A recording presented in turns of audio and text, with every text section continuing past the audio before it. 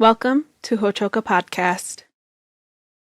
What happens when a beloved Lakota artist joins ranks with traditional tribal storytellers who use their wisdom and gifted voices to paint pictures of wonderful, magical animals and colorful birds on the walls of young people's minds? To borrow some words from Donald Montileaux himself, this one is for all those children whose eyes dance in the firelight as he creates words and images that jump boldly from the pages of his books and into young imaginations. Hello, Matakiepi, and welcome to Hochoka, here at the center of St. Joseph's Indian Schools campus. I'm Scott Wooster, your Hochoka host. Today we are joined by Donald Montileaux, an enrolled member of the Oglala Lakota Nation, award-winning artist, writer and illustrator of stories, and inductee in the South Dakota Hall of Fame. A warm Hochoka welcome to you, Don. Thank you. Absolutely. Thank you. So we're very grateful to have you here on campus, and later today you'll be working with our librarian, Claire Naring, and you'll be working with our children here in the classroom. And so we'll get a chance to talk about that in a later episode. But right now we want to focus on you, who you are, and particularly the stories that you tell and that you illustrate. Because one thing that you do through your work is you teach, of course, but you also preserve some history for the younger generation about the culture, the history, the legends of the Lakota people. Specifically in your second book, Tashunka, a Lakota horse legend, you talk about Alex Whiteplume, who's from Oglala, and the 5 days that you spent on his ranch down near Pine Ridge and with 20 other people. Can you share that experience with our audience and just talk about how it might have inspired you and what you do? Yeah. You know, Alex is really a cool guy. I mean, he's an elder, but he's also a very traditional man, and he knows a lot of things. And the one thing that Alex really shared with those people when they came onto his ranch, we rode horseback and we camped at night in teepees on his ranch. And it was really cool because they didn't know that we'd take one trail and it would circle around the Badland and come back on the other side of the Badland and come back to the same camp. Yep. They thought he was tearing down the camp and moving it each time we went. You know? Yeah. So, but at the evening time, Alex would tell stories. And as a traditional storyteller, it was ideally because it was about the end of October when we was doing this. So it really fit a storyteller's theme. Yep. And when I first approached Alex with the idea of writing a book with those stories, he was kind of set against it. Okay. Because he said traditionally, those stories are only told in the wintertime.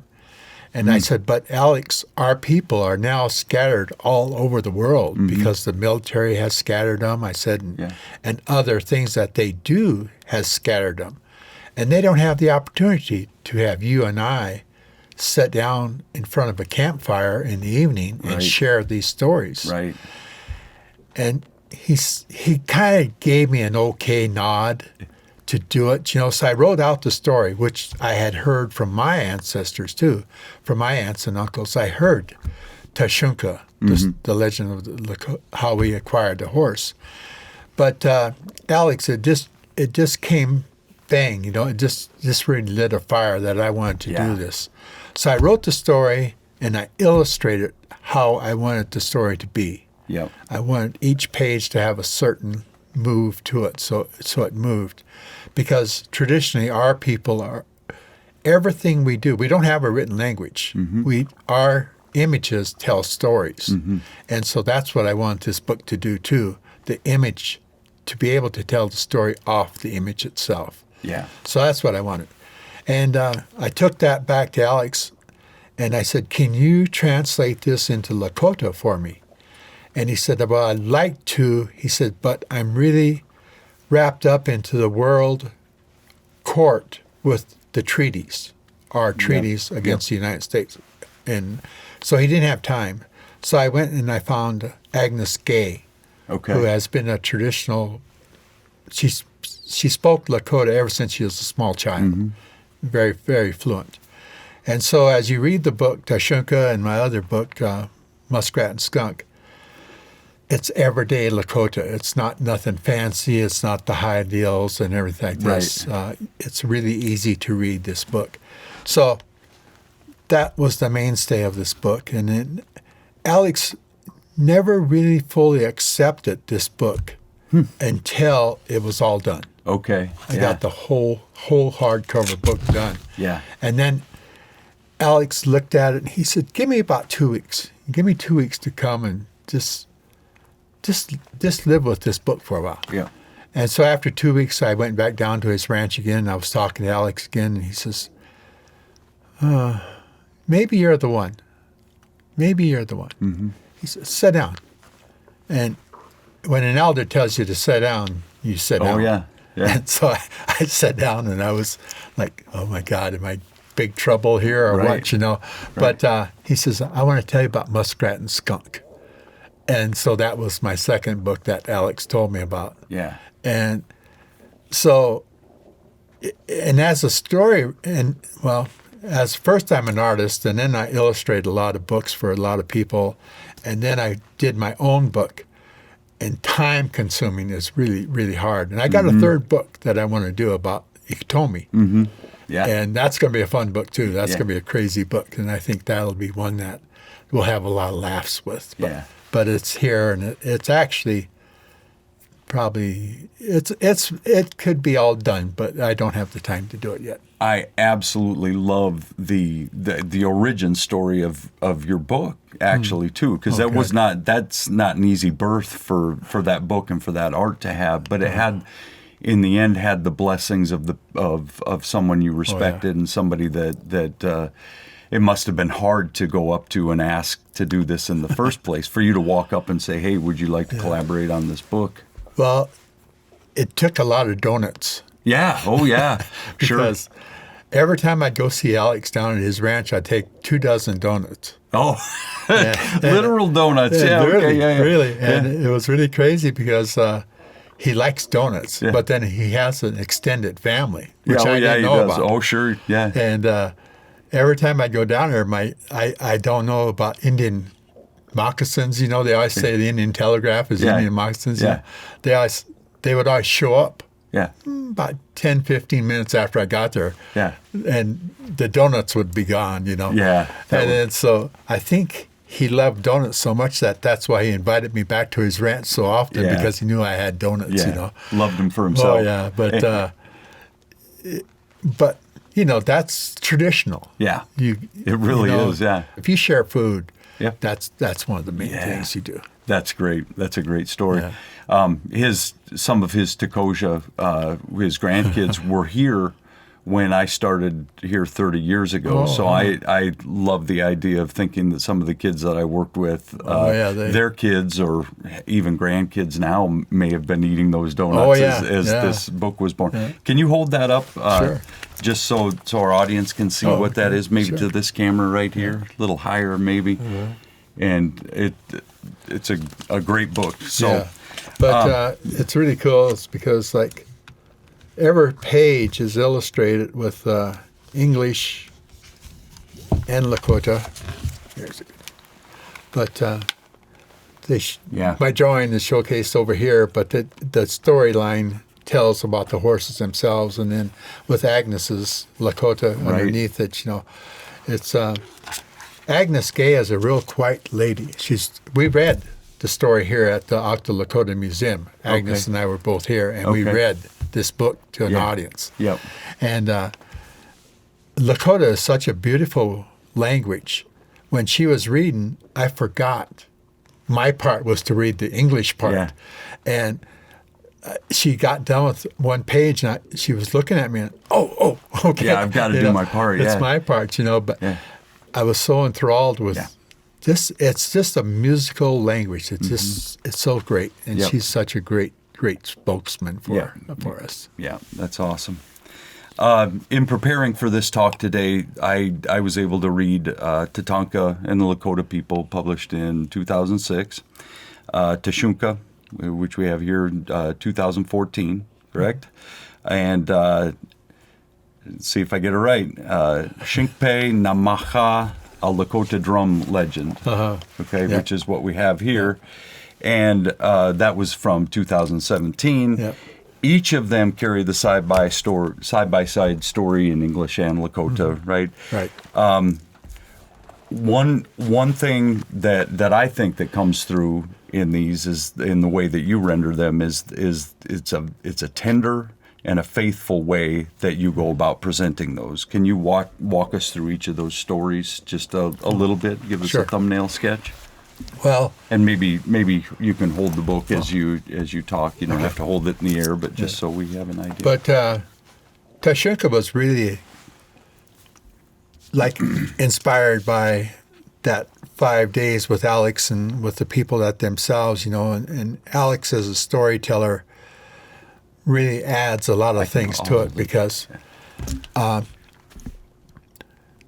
we just traditionally a storyteller always has another person with him. Mm-hmm. The other person with him makes the sound effects. So if you can imagine children after a good meal all sitting in a nice teepee with a little fire burning, and they got their buffalo robes on, and they're all snuggled in really nice and tight, and the storyteller is up there talking and telling them about the story. Yeah. And his voice itself is making highs and lows, and it's doing things. But the other storyteller is making the bird sounds and the wind and everything else. They're creating a play. They really are. They're creating this play. And they tell the children to close their eyes and imagine. So the children have this big screen, TV in front of them because it's their imagination is right there. Yeah. And to give colors, and you can, as an author, you write those colors into their minds. Yes. You write brilliant reds and oranges and yellows, and these horses dance and they're on fire. So you really create this imagery that you want to just pound in these children themselves. And if you ever get an opportunity to listen to a good storyteller, he just takes you away. Yeah. They'll just take you away. Yep. And Alex, he's very good because he's bilingual. He talks Lakota fluently, but then English as well. He can just, he presents so many times to so many different people that he just does a great job for it. So, and as you tell today, my hands are everywhere. But the storyline itself is how we acquired the horse eons ago. I mean, this was like 30 million years ago. We was on this planet, and scientists now have discovered that there actually were three-toed horses long time ago, but they weren't as big as they are currently. They were small, like a German Shepherd. Okay. But they were here, and they developed from a three-toed to a two-toed. And then if you go down to the School of Mines in Rapid City, they have a little three-toed horse there. And the Badlands, going to Rapid City, they actually have a two-toed horse there. Okay. And he's not very large. He's just, like I said, a German Shepherd. Yeah. But we ourselves were little people then, too. We weren't as big as we are currently. We were small people. And that's why the buffalo ate us when they was chowing on the grass. While we were little guys running and scurrying, trying to get away. Yeah. So if you can imagine this little animal and with this small guy on top of him, it gave him a lot more versatility in fighting and also in hunting. And so this horse became our rocket.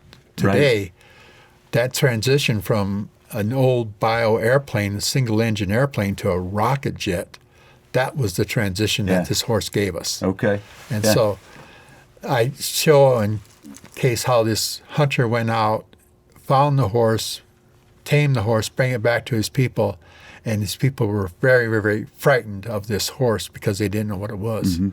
But once they acquainted themselves with it, they really became the nomads of the plains. They really had a longer running range and hunting. But the The other thing that this book shows too is that they were bullies. They start bullying other people, and they start pushing them away. And the Great Spirit looked down and he says, "This isn't what I did. This isn't what I wanted the horse to do. This is something I wanted to benefit everybody by, not just one people." And so he took the horse away. And when he took the horse away, that's when the horse went over the land bridge over Europe. Okay. Totally took him away. Yeah. And so, hundreds of thousands of years later, a young warrior was walking on the plains, and he seen on the horizon something shining. And he didn't know what that was, but he went to investigate. And he looked, and through our legends that he had heard and our storytellers through the years, he knew that that was the horse. That was our horse coming back. But it was the conquistadors bringing our horse back. Yep. But we got our horse back. Yeah. And once again, we became the nomads of the plains. Yeah. So that's the book. I love it. What a great story. And how about this one? Oh, this is the fun one. This one, Muskrat and Skunk. I can hold that for you, too. This one's about Muskrat. He's walking down an old creek bed, and he walks across a hollow log, and the hollow log goes thump, thump, thump, And he loves that sound, and so he gets a stick, and he walks over to another hollow log, and he starts beating on it. And it's just sporadic. It's boom, boom, bam, bam, bang, bang, And a skunk is walking on the other side, and he's drawn to that sound. So he comes, and he starts listening, and he gets a stick. And all of a sudden, he starts pounding on the hollow log, too. And pretty soon, they get a rhythm going. They get a sound going together. And it's going boom, boom, boom, boom, boom, boom, boom, And it's drawing animals. First it draws the birds, and the birds get down, and they spread their wings, and they spread their feathers, and they're just bouncing to the rhythm of the drum and of the log. And the other animals join in. And all of a sudden there's this old bear. He's laying over in the bushes, and he's taking a nap, and they don't know it. And they wake him up, and he gets up, and he stretches out, and he hears that sound. And all the animals flee. They just take off and fly away. And all of a sudden the bear is trapped by that sound too. And he starts dancing. He stands upright and he's dancing. And all the animals get behind the bear, because that's the safest place to be, is behind a bear. You don't want to be in front of a bear. So they're all dancing. I mean, the elk, the deer, the coyotes, the rabbits, all of them, skunks, they're all in there dancing. And what that is, it's the first time a powwow was on the plains, because the drum and the skunk are dancing they're hitting the drum, and all the other animals are dancing, and they're dancing in a circle. And so this is the first time Mother Earth's heartbeat has come through the drum to our people. Yeah, that's great. What a great story. Thank you. Yeah, absolutely. And this one? This one right here. This is Tatanka, and what happened here was that all three of my books, the first one is not my book, it's just one that I illustrated, Tashunka, but the other two, so the three of them were all the same vein. They're all English and Lakota, but the South Dakota Humanities Association Council, they put these three books together, and they presented them to the second graders in 2019, to all the second graders in South Dakota. 10,000 second graders in South Dakota got this book. And you had to be a second grader to get the book. Yep. Nobody else got this book. It was not for sale. A couple teachers may have it. Yeah. If you weren't a second grader in 2019, you didn't get this book. Okay, yeah. And so it's a combination. They did an excellent job. They just did an excellent job of the three books, So that was an honor, because I got to present and read in front of 2,000 second graders in Rapid City at their big auditorium at the school. And my wife was in the center of the kids when they all came in, because she usually does my my PowerPoint and presentations, and she was about going crazy there because all these children were going, they're all jabbering and everything. But the principal walked in and she went, in the quiet, just total quiet. And so Daryl Red Cloud and myself, Daryl Red Cloud read the Lakota part, and I read the English part. So we did the dual language. And they hung on every word. Oh, God, yeah. They were there. 2,000. 2,000. Second graders. Yeah. And then I got to present up in Lead at the Opera House and then at Whitewood School, and all second graders. And then I got down to Red Cloud, and I presented down there to the second and third graders.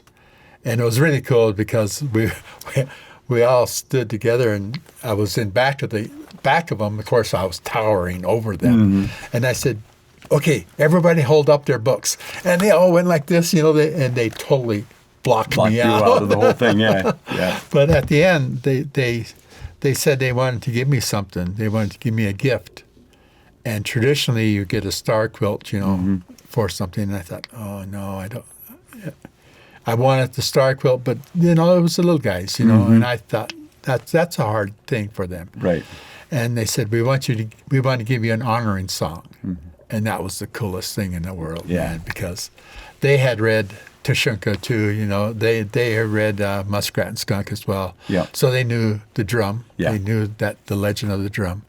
And to hear my Lakota name, which is Zinkala Z, Yellowbird, in honoring song, I mean, that was the best. Yeah, that's great.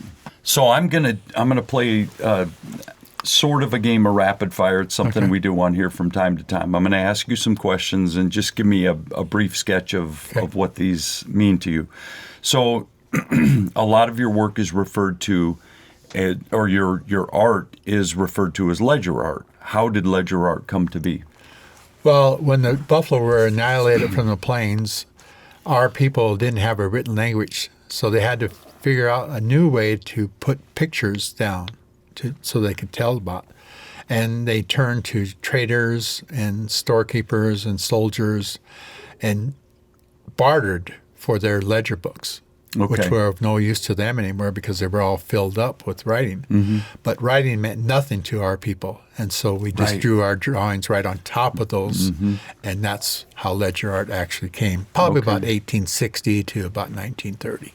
What is the meaning of right to left with your horses? What does that mean to you? Well, usually, like my mentor was Herman Redout, and he showed me how to do everything about ledgers and how to present them and everything. And usually, when you're showcasing a horse and a warrior on top, the warrior usually holds his shield in his left arm. Okay. And so that's why my horses run the way they do, because the shield is basically like a coat of arms. Yeah. And so that presents who that warrior is. And so that's why my horses basically run that way. Because to the reader, it's visually obvious. Okay. Yeah. Interesting. Why do your horses fly? Again, Herman Redout and I, we had a lot of time together, and we were setting out having a smoke one day by the Sioux Indian Museum where we both worked together. And he was telling me a story, and he says, typically, the warriors would look for a knoll, a rise in the ground so they could run down on top of their enemy. And he says, and prior to that time, he said, they always had a little pouch underneath the horse's chin. And in that pouch was different herbs and spices. And just as they were coming off the top of that hill, they'd pull that pouch into their horse's mouth, and it would give that horse a burst of energy and speed. And he said, and they would just fly down those hills. Yeah. And as soon as he said fly down those hills, my horses never lope or gallop anymore. My horses fly. They were cruising. Oh, yeah. Okay. I've never heard that before. Yeah. Interesting. Yeah. What is your Lakota name, and what's the significance to you? How did it come to be? Well, I have two great artists that have given me my name, and that one is Oscar Howe, and one is Herman Redout. And when I was at a workshop with Oscar Howe one time, they said, Montileaux is a good French name, but it's not a good, strong Lakota name. And so they said, we have been comparing notes over the winter, and we have decided that we're going to give you the name Yellowbird because you're like a little yellowbird. You're everywhere. You're into everything. And you're going in a good direction, but you're just going that way. So your Lakota name is going to be Zinkala Z, Okay. Yellowbird. Yeah. And how old were you when you got that name? Probably about 17. Oh, okay. You were a young fellow when you got I was that. awful Wow. young. Yeah. What an honor that must have been. How did that make you feel? Oh, God. By those two guys? Yeah, right.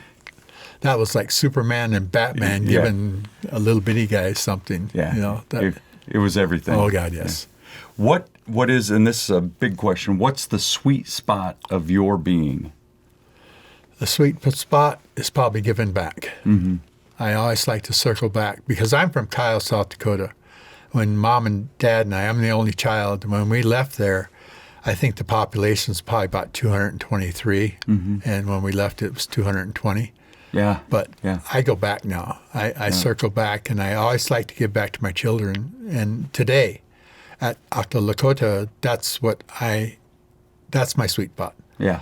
When you see me today doing what I do, that's the love of my life. That's what the Great Spirit gave me to give to them. Yeah. Well, we're honored to have you share that sweet spot with us for sure here in Hochoka today, but also with our Wakaija, with these sacred children today. We're honored to have you on our campus, you and your wife, and come back anytime. Great. It's great Let's to say see you. yes. Wopila. Oh. And to our viewers, we also want to say thank you for joining us here at Hochoka at the center of St. Joseph's Indian Schools campus, where we talk about issues that are central to Native American education today. Until next time, stay centered.